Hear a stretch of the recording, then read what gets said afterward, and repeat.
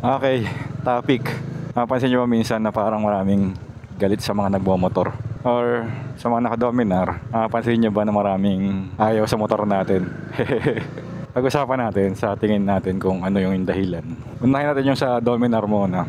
Kasi sa Facebook maraming tayong nakikita na napangit yan, parang ganun. May mga hate comments na bulok, sirain, ganun. Well, sa case natin, nasira naman talaga siya. 2 beses yung base gasket. 7 months pa lang. Totoo ba siyang sirain? Parang sa akin hindi naman. Kagaya nga nung nabalitaan natin, yung base gasket issue sa UG, may batch. So marami sila kasi isang batch nga na may issue sa base gasket. So problema yun ng kumpanya nung nirelease nila. Kaso hindi sila nag-recall. Tapos yung unang-unang Dominar, di ba may issue yun sa chain slider ba yun? Chain guide. Pero yun, nirecall nila yun kasi libre na yung paayos nun sa Kawasaki mismo. Yung base gasket kasi hindi nila nirecall eh. So, sala natin yung paayos nun. Basta kung gusto nyo makita dun sa may video tayo nun, luman-luma na. Tingin ko yung mga nagsasabi nun yung mga enthusiast. Yung tipong marami kang natatry na motor. Or matalino ka. Sobrang talino. Kasi sirain, yan eh. Nakatikit yan sa mumurahin, di ba? Di ba, budget motorcycle si Dominar. Ito naman, isa siya sa pinakamura na expressway legal. Pero sa website ni Bajaj, hindi siya na budget motorcycle. Touring beast nga nakalagay eh. Pero syempre, di ba? Kasi ganito yan eh. Ba, enthusiast ka, marunong ka sa motor. Nakita mo, ganito yung makina, ganito yung features. Tapos nakita mo yung presyo, ganito lang yung presyo.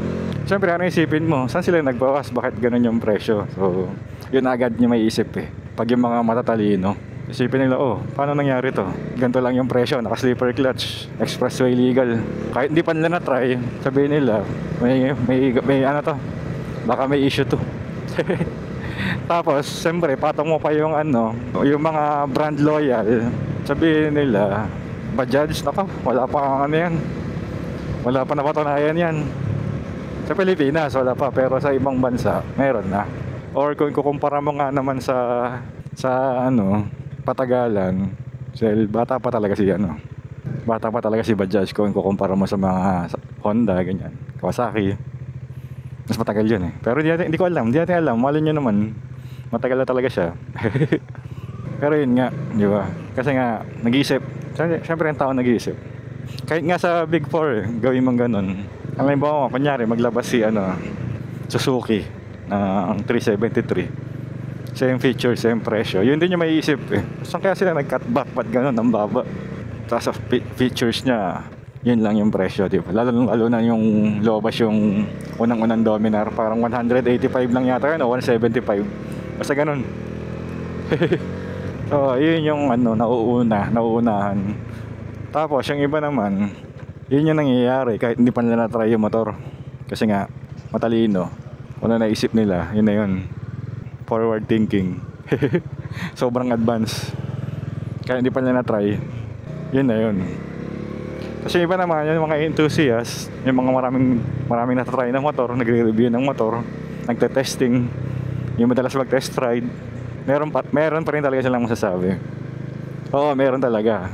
Lalo na sa vibration. Department. Siyempre, wala ka naman ibang ko-compare kay Dominar, kundi yung sino nga to? KTM, Duke. Parehas sa makina kasi yun.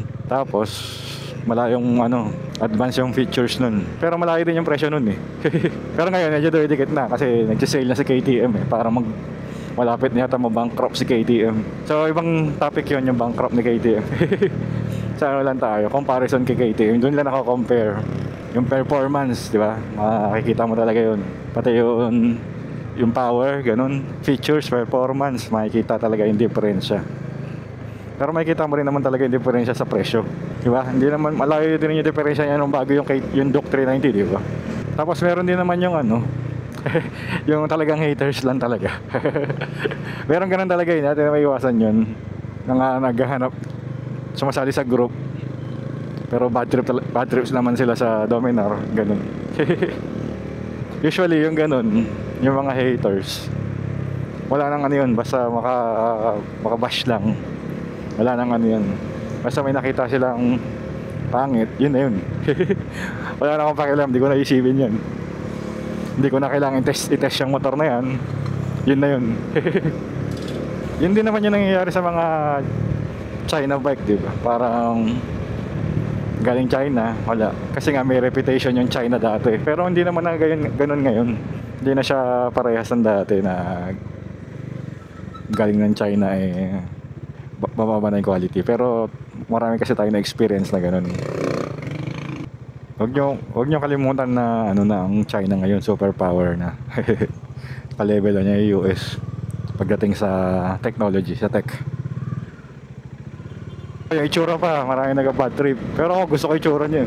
Masyado daw malaki, bulky, ganun. Yun nga yun nga yung nagustuhan ng ibang tao dito kasi malaki siya. Kahit 373, mukha siyang malaki. Bagay kasi, again, si KTM, compact kasi. Naked na compact, maganda itsura. Iba naman sila kasi straight up naked yun. Ito, ang direction niya, pa-touring. Ngayon, punta naman tayo sa bad trip sa motor in general. Well, konti lang naman to. Pero, hindi, konti lang naman yung topic natin dito. Pero, nararamdaman natin yan. Alam natin yan. Alam yan. Unang-una, maingay. So, nagkaroon na ng tatak yung motor na maingay siya. So, nakakairita, parang ganun. Dahil kasi marami naman talagang ganun. Yung mga naka-sports bike, yung mga dati. Pero ngayon, halos lahat nagpapalit na ng muffler, di ba? So, kaya nagkaroon ng tatak yung motor na maingay siya, na nakakairita siya. Tapos sunod, yung delikado. Well, ako rin, iniisip ko yan dati. Sinasabi ko yan, delikado yung magmotor. Bago ko siya ma-enjoy, ayoko magmotor, delikado yan, sabi ko. Lalo na meron tayong speed demon. Patay tayo kagad dyan, gano'n. Totoo naman.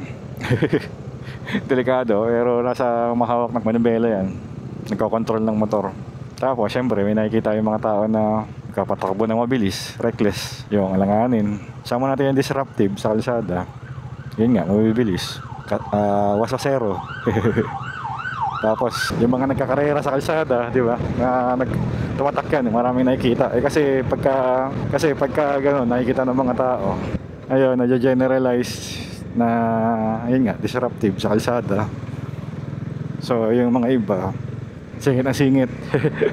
Wala namang lane filter or lane splitting.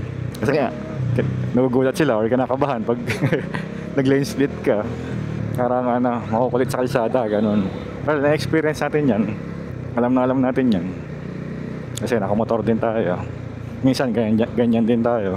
Pero meron kasi matindi talaga kakarera. Makukulit talaga. Kaya yun, yung tumatak. So, well, totoo naman. Pag nag-lane split, mayroon na-feel na unfair kasi naiiwanan sila sa traffic. Or sa toll gate, yan, pag sumingit ka, sabihin nila, nakapila. Nasingit yung mga nakamotor. Meron silang na-feel na unfair kasi nakapila sila. Well, totoo naman yun. Kaya hindi tayo masyado nasingit pag sa toll gate, nakapila tayo.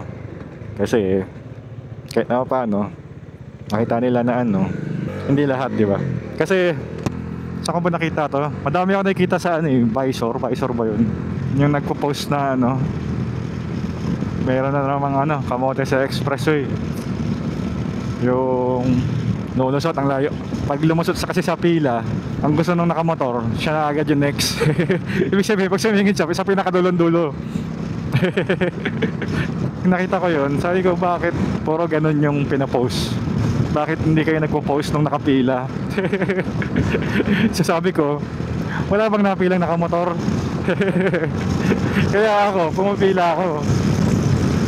Baka sakaling may post, ito nakapila, di ba? Kasi parang, bakit wala? Wala bang napila? So sige, simulan natin. Pero hanggang ngayon, di pa rin tayo nakapost eh. Nakapila tayo. Pero ang pinaka talaga nun, kasi para hindi malahat, hindi ma-generalize yung mga nakamotor. Lahat, hindi napila yan. Pag nakamotor, di na napila. Parang gano'n. Feeling entitled. Meron pa nakikita na nag-post na buti sana kung Ducati o BMW. So pag BMW tsaka Ducati pwedeng sumingit. Ayun, yun yung sa motor in general, lahat mas unsafe daw. Oo, totoo naman, delikado talaga siya. Kaya hindi ako sinasabi na mali yung mga kino-comment nila. Totoo yun, hindi ko yung tinatanggi, totoo yun. As a rider, lahat ng negative na nakita nila sa mga motor, totoo yun. Pero hindi lahat ganun. Nakakita nga ako na nag-rides na para po Harley. Nasa expressway sila. Takbo nila parang 80, wala pang 80 parang 70 lang, 70 plus lang. Tapos naka-staggered position sila. Tapos ang bagal nila. So, nakita mo naman yung disiplina nun. Kung tutuusin, ang luwag sobrang luwag sayang hindi ko na videohan pero yun nga, hindi lahat, promise. So ikaw nanonood ka, nagmamotor ka, magtulungan tayo na iangat natin yung reputation ng mga riders na kagaya natin.